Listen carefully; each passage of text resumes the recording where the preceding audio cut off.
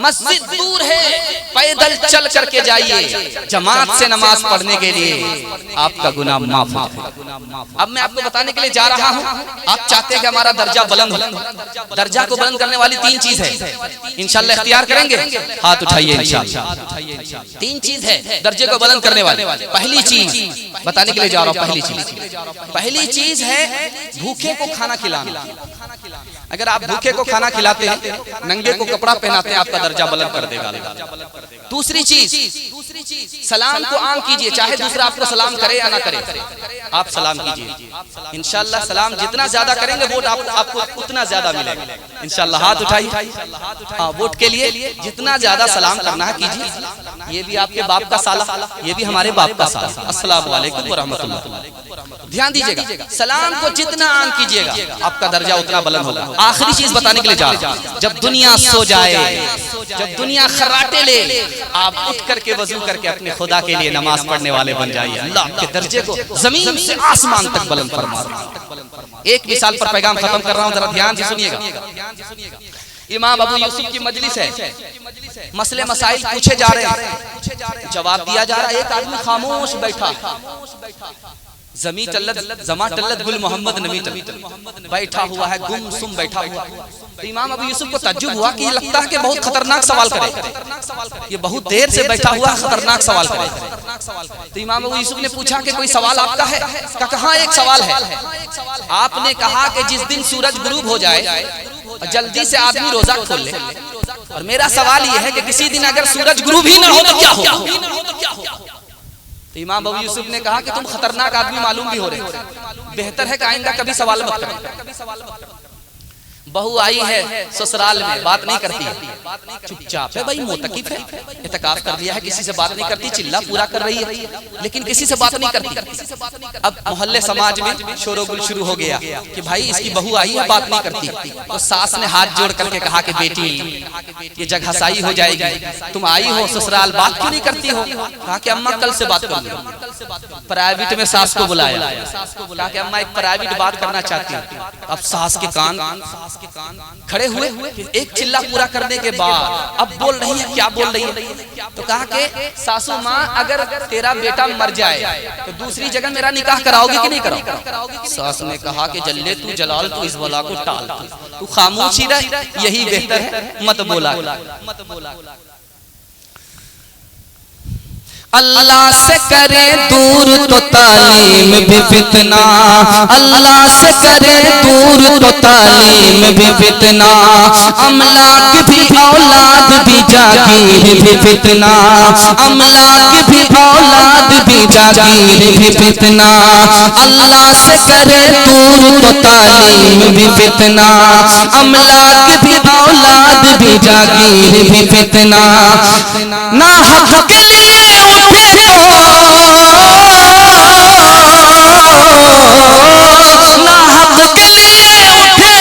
शमशीर भी फितना, शमशीर ही क्या नारे तकबीर भी फितना, शमशीर ही क्या नारे तकबीर भी फितना, तकबीर भी फितना। बस जल्दी से एक पैगाम को खत्म करके आपको मैं वहां तक पहुंचाने के लिए जा रहा हूं कि मुसलमान किसमें आगे है और किसमें पीछे है। मुकम्मल सुनने के लिए तैयार हैं? दोनों हाथ उठाइए इंशाअल्लाह। बहुत अच्छा आप जलसा सुन रहे हैं। शैतान से कैसे हिफाजत होगी? 4 रास्ते से मैं आपको बताने के लिए जा रहा हूं। शैतान कहां कहां हमला करता है आपको पता भी नहीं होता, लेकिन वो हमला करता है। 4 जगह पर शैतान हमला करता है, 5 जगह पर शैतान हमला करता है, और शैतान से बचने के 4 रास्ते मैं आपको बताने के लिए जा रहा हूं। अल्लाह के रसूल ने कहा जब कुल्ली करो तो नाक में पानी डालो और नाक को झाड़ो, नाक को झाड़ो। नाक को झाड़ने के लिए इसलिए कहा जा रहा है कि शैतान रात हमारी नाक पर गुजारता है, इसलिए अल्लाह के रसूल का हुक्म हो रहा है कि जब पानी नाक में डालो तो झाड़ दो, ताकि शैतान उल्लू का पट्टा हमारे पानी के साथ बह जाए। राज की बात सुनिए, जब आप सुबह को उठते हैं तो आपका बदन टूटता, बदन क्यों टूटता है ये राज मैं आपको बताने के लिए जा रहा हूं। जब आप सुबह को उठेंगे तो आपका बदन टूटेगा। ये क्यों टूटता है? शैतान बुद्धि पर 3 गिरह मारता है। इसी वजह से जब आदमी सुबह को उठता है तो उसका बदन टूटता है। और ये टूटना कैसे खत्म होता है? जैसे उसने इस्तगफिरुल्लाह कहा, एक गिरह खुल गई, उसने वजू किया, दूसरी गिरह खुल गई, और उसने नमाज पढ़ी, तीसरी गिरह। तीसरी बात बता रहा हूं, बहुत ध्यान से सुनिएगा। जब आप सुबह को उठेंगे आपका दिल खुश नहीं रहेगा, ऐसा लगेगा कि सास भी मर गई है, ससुर भी मर गए, दिल आपका खुश नहीं रहेगा। इसका राज क्या है? वजह यह है कि जब आदमी फजर हो जाती है, सुन्नत भी नहीं पढ़ी, फजर हो जाती है, फर्ज भी नहीं पढ़ी, तो शैतान उस पर गालिब आ जाया करता है। यही वजह है कि जब वो सुबह को उठता है तो ऐसा लगता है कि कब्रिस्तान का मुर्दा है, कब्रिस्तान से। चौथी मिसाल को जरा ध्यान से सुनिएगा। शैतान कहाँ हमला करता है, कैसे हमला करता है? आदमी नमाज में खड़ा है, भूल गया कि आगे क्या पढ़ना, भूल गया कि पीछे क्या पढ़ा। ये क्यों होता है? अल्लाह के रसूल फरमाते हैं, जब बंदा नमाज में खड़ा होता है तो शैतान उसके दिलो दिमाग पर चला जाता है, कहता है कि ये चीज याद करो, वो चीज याद करो, ये चीज याद करो, वो चीज याद करो, ये चीज याद करो, वो चीज याद करो। अब उसी को याद करने में लग जाता है, इधर भूल जाता है कि पढ़ा क्या है या पढ़ना क्या है। आखिरी मिसाल दे रहा हूं, ध्यान से सुनिएगा। शैतान कहां हमला करता है? मर्द है, जिना को पसंद नहीं करता, उससे पूछिए कि जिना पसंद है तो कहता नहीं। औरत है, पूछिए जिना पसंद है तो नहीं, लेकिन दोनों ने जिना कर लिया। ऐसा क्यों हुआ? असल में शैतान की वजह से हुआ। जब गैर मर्द गैर औरत के साथ जमा होता है, जब गैर औरत गैर मर्द के साथ जमा होती है तो शैतान बीच में हाइल हो जाता है। जो चीज गंदी थी उसको अच्छी बना देता है, जो नफरत की चीज थी उसको मोहब्बत की चीज बना देता है। इसलिए जिना करने के बाद ये औरत भी पछता रही है, वो मर्द भी पछता रहा है। हाथ जोड़ करके आपसे कहता हूं, अगर आप शैतान से हिफाजत चाहते हैं आपको 4 काम करने पड़ेंगे, इंशाल्लाह करेंगे। हाथ उठाइए। पहला काम, आप दुआ कीजिए, ए अल्लाह शैतान से मेरी पनाह फरमा, मुझे अपनी पनाह में रख, शैतान से मुझे पनाह अता फरमा। आप ये दुआ कीजिए, शैतान से आपकी हिफाजत हो जाए। आप एक कलिमा पढ़िए, ला इलाहा इल्लल्लाहु इलैहिल मसीह, यहाँ तक आप पढ़िए, शैतान से आपकी हिफाजत हो जाए। एक मिसाल पर, एक लतीफे पर पैगाम खत्म कर रहा हूँ, जरा ध्यान से सुनिएगा। एक आदमी कंबल ओढ़ करके बीच रास्ते पर सो रहा था। एक साहब गुजरे, अल्लाह वाले, ठोकर पैर से मार करके जगाया। अरे कौन है? बीच रास्ते पर कंबल ओढ़ करके सो रहा। मैं शैतान हूं। शैतान का काम तो लोगों को गुमराह करने का है, कंबल ओढ़ करके सोने का तो नहीं है। कहा कि असल में मेरा काम दूसरा कर रहा है। तुम्हारा काम कौन कर रहा है? मोबाइल जो हाथ में आ गया है, इसलिए कंबल ओढ़ करके मैं सो रहा हूँ, मेरी जगह मोबाइल गुमराह कर रहा है। इंशाल्लाह रात में मोबाइल देखेंगे, दिन में नहीं देखेंगे। हाथ रहिए इंशाल्लाह। 2-4 आदमी हाथ उठा करके यूं कर लिया है ताकि रात के उजाले में कोई नजर ना आए। शैतान की न मान जो राहत नसीब हो, अल्लाह को पुकार मुसीबत अगर पड़े, कहो करेगा हिफाजत मेरी खुदा मेरा, कहो करेगा हिफाजत मेरी खुदा मेरा। रहूं जो हक पे मुखालिफ करेंगे क्या मेरा, रहूं जो हक पे मुखालिफ करेंगे क्या मेरा। गुरूर उन्हें है तो मुझको भी नाज है अकबर, गुरूर उन्हें है तो मुझको भी नाज है अकबर। सेवा खुदा के सब उन, सेवा खुदा के सब उनका है और खुदा मेरा, सेवा खुदा के सब उनका है और खुदा मेरा। गुनाहों पे हो शर्मिंदा इलाही दर गुजर कर दे, बड़ा मुजरिम हूँ मैं तेरा इलाही दर गुजर कर दे, बड़ा मुजरिम हूँ मैं तेरा इलाही दर गुजर कर दे। ध्यान दीजिएगा मुसलमान किस में पीछे है और मुसलमान किस में आगे। ये मैं बताने के लिए जा रहा हूँ, बिल्कुल आईना दिखाने के लिए जा रहा हूँ। इसको अगर सुने बगैर आप चले जाइएगा आपका जलसा अधूरा रह जाएगा। इंशाल्लाह जलसे को मुकम्मल कराना है इंशाल्लाह। ध्यान दीजिएगा मुसलमान किस में पीछे है और किस में आगे। मुसलमान किस में पीछे है और किस में आगे है, ये मैं आपको बताने के लिए जा रहा हूं। मुसलमान 4 चीजों में पीछे है और 2 चीजों में आगे। वो 2 चीजें क्या हैं जिसमें मुसलमान आगे है, और वो 4 चीजें क्या हैं जिसमें मुसलमान पीछे। हुनर में मुसलमान पीछे है। 1931 में गैर मुस्लिम 92% हुनर में है, तो मुसलमान सिर्फ 5%। गैर मुस्लिम बिरादराने वतन वो हुनर में कितने आगे हैं? 92%। 92% और मुसलमान सिर्फ 5%। तिजारत में मुसलमान पीछे हैं और गैर मुस्लिम आगे। गैर मुस्लिम तिजारत में कितने फीसद हैं? 85% है। और मुसलमान कितने हैं? सिर्फ 13%। मुसलमान 13% और गैर मुस्लिम 50%। मुसलमान किसमें पीछे हैं? मुलाजमत में, नौकरी में। सेंट्रल सरकार की जो नौकरी मुसलमान कर रहा है सिर्फ 3%। और लोकल सरकार की जो मुलाजमत मुसलमान कर रहा है वो कितने फीसद? 6%। IAS में मुसलमान कितने फीसद है? 2%। IPS में मुसलमान कितने फीसद? 2%। रेलवे में मुसलमान कितने फीसद? 2%। 1981 की रिपोर्ट। अब आइए 1991 में मुसलमानों की हालत को देखिए। मुसलमानों की हालत 1 नंबर की नौकरी में 1.5%, 2 नंबर की नौकरी में 3%, 3 नंबर की नौकरी में 4% और 4 नंबर की नौकरी में 5%। यानी 100 में सिर्फ 5 मुसलमान नौकरी कर रहा है, बाकी नौकरी नहीं कर रहे हैं। 1996 में मुसलमानों की हालत देखिए, 1.5 अरब जाहिल हैं। 1996 में 1.5 अरब लोग जाहिल हैं। 40% सिर्फ हिंदुस्तान में, आधे लोग जाहिल सिर्फ हिंदुस्तान में।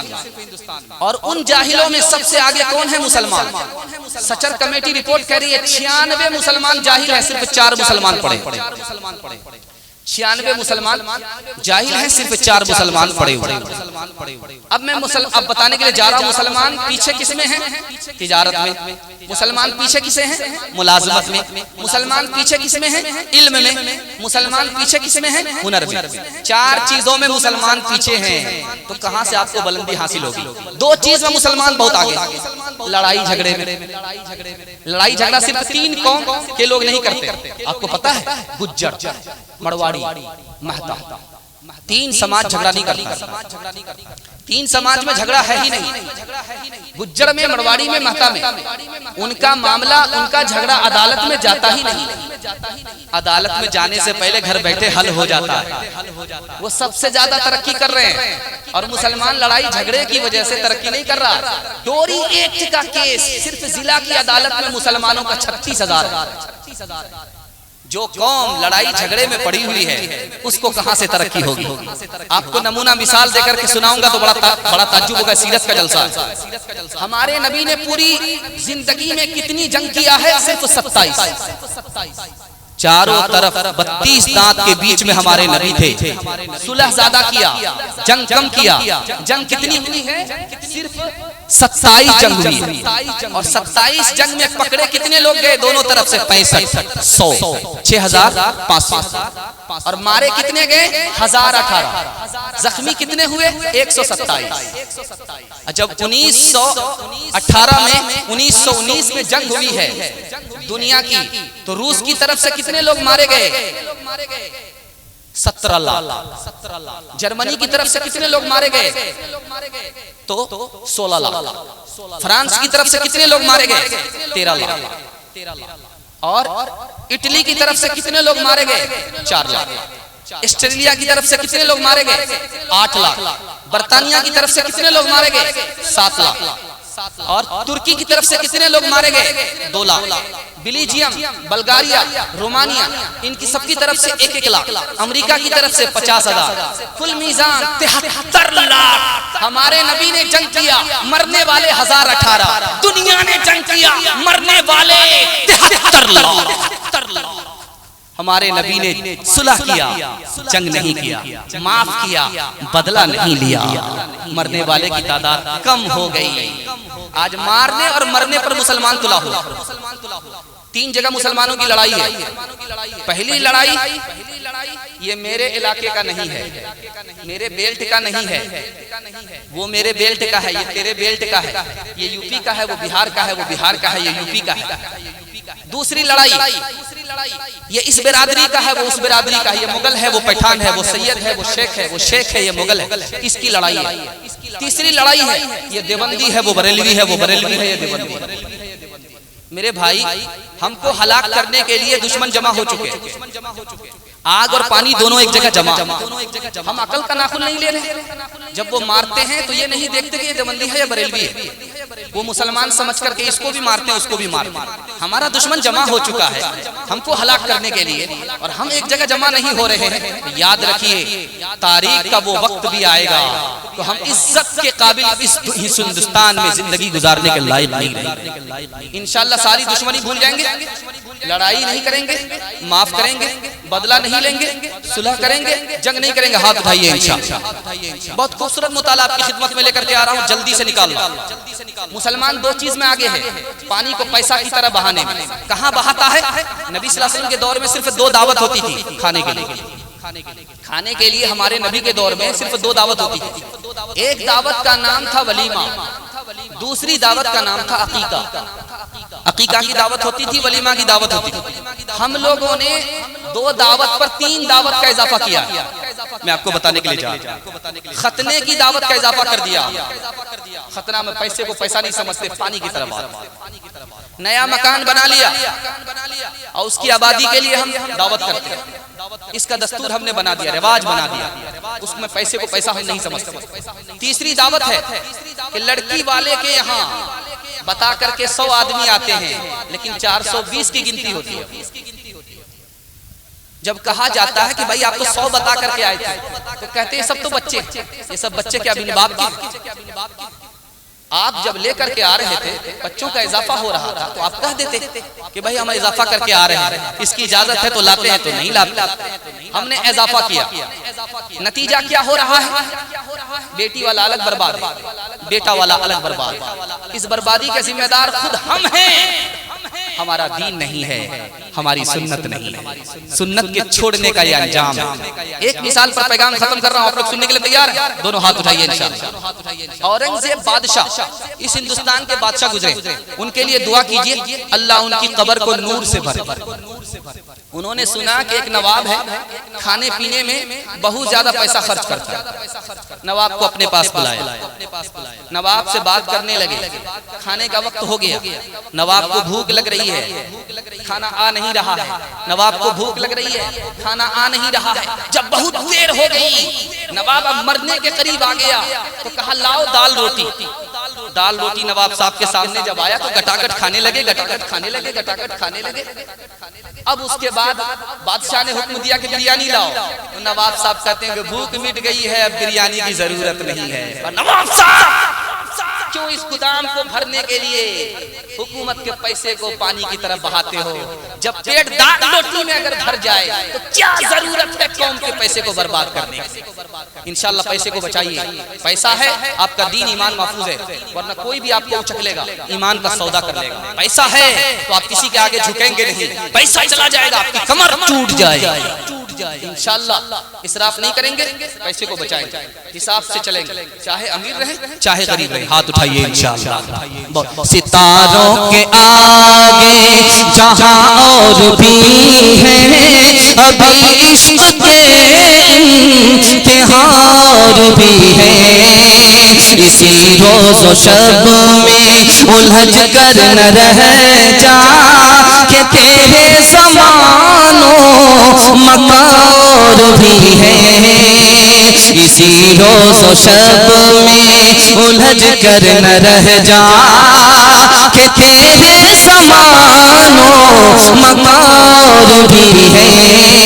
अगर खो गया एक नशीमन तो क्या गम, मकामात आहो फवार भी है। अगर खो गया एक नशीमन तो क्या गम, मकामात आहो फवार भी है। मकामात आहो फवार भी है। तो शाही है परवाज़ है काम तेरा, तो शाही है परवाज़ है काम तेरा, तेरे सामने आसमान भी है। आप लोग ज्यादा पैसा देंगे तो हमारा ध्यान पैसे पर चला जाएगा। आप लोग हिसाब से पैसा दीजिएगा। पैगाम कम सुनाएंगे, पैसे पर ज्यादा ध्यान चला जाएगा। अब पैसा बड़े बड़े का ईमान खराब कर देता है, पूरा ध्यान दीजिएगा। माँ बहनों के हवाले से जल्दी जल्दी मैं आपको पैगाम सुनाने के लिए जा रहा हूँ। आप लोग थक गए तो हाथ उठाइए। खैर ध्यान दीजिएगा, ज्यादा सुन लीजिएगा तो आपका डबल पंक्चर होगा और हमारा ट्रिपल पंक्चर होगा। जरा ध्यान दीजिएगा, मैं आपको सुनाने के लिए जा रहा हूँ। आप अपने बच्चे को इल्म में आगे कीजिए, दुनिया हमारे बच्चे को पीछे नहीं कर सकती। 785 जगह कुरान में इल्म का जिक्र आया, 785 मर्तबा कुरान में इल्म का जिक्र आया, 19 मर्तबा पढ़ने का जिक्र आया, 4 बार कलम का जिक्र आया। अल्लाह के रसूल ने फरमाया जिसके पास इल्म नहीं वो वैल है, बर्बाद। अल्लाह के रसूल ने फरमाया नबी के बराबर रुतबा किसका है, नबी के करीब रुतबा किसका है, जो अहले इल्म है, अहले अलम है। तीसरी चीज आ रही है, आलिम की रोशनाई को शहीद के खून के साथ तौला जाएगा।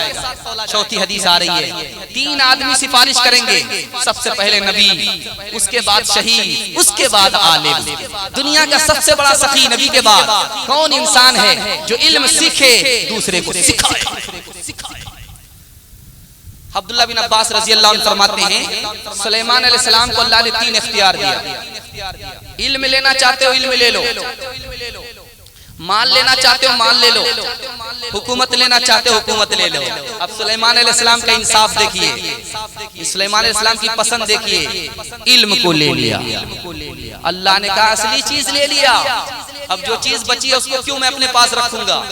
चलो इल्म के पीछे तुम्हें माल भी दे दिया, हुकूमत भी दे दिया। दूसरी मिसाल ला रहा हूं, बहुत ध्यान से सुनिएगा। हजरत अली ने फरमाया माल बढ़ करके है कि इल्म बढ़ करके है। कहा कि इल्म माल से बढ़ करके है। माल की हिफाजत करनी पड़ती है, इल्म आदमी की खुद हिफाजत करता है। माल से इल्म बढ़ करके है, माल महकूम है, इल्म हाकिम है। माल से इल्म बढ़ करके है, वो खर्च करने से घट जाता है, ये खर्च करने से बढ़ जाता है। तीसरी मिसाल ला रहा हूं, मैं आपको बताने के लिए जा रहा हूं, आलिम बढ़ करके है या बादशाह बढ़ करके है। तो बताया कि आलिम बढ़ करके है, बादशाह जमीन पर हुकूमत करता है और बादशाह पर आलिम हुकूमत करता है। चौथी मिसाल ला रहा हूं, बहुत ध्यान से सुनिएगा। आलिम मेहरबान ज्यादा है या माँ बाप ज्यादा मेहरबान है? तो लिखा माँ बाप से ज्यादा आलिम मेहरबान है, क्योंकि माँ बाप दुनिया की आग से बच्चे को बचाते हैं और आलिम उम्मत को जहन्नम की आग से बचाते हैं। तीसरी और आखिरी मिसाल देने के लिए जा रहा हूं, इमाम अबू हनीफा रहमतुल्लाह फरमाते हैं मुझे 3 चीजें पसंद है। मेरे दिल में तकब्बुर ना हो, ये मुझे पसंद है। मेरे दिल में दुनिया की मोहब्बत ना हो, ये मुझे पसंद है। रात भर इल्म के लिए कुर्बान कर जाऊं, ये मुझे पसंद है।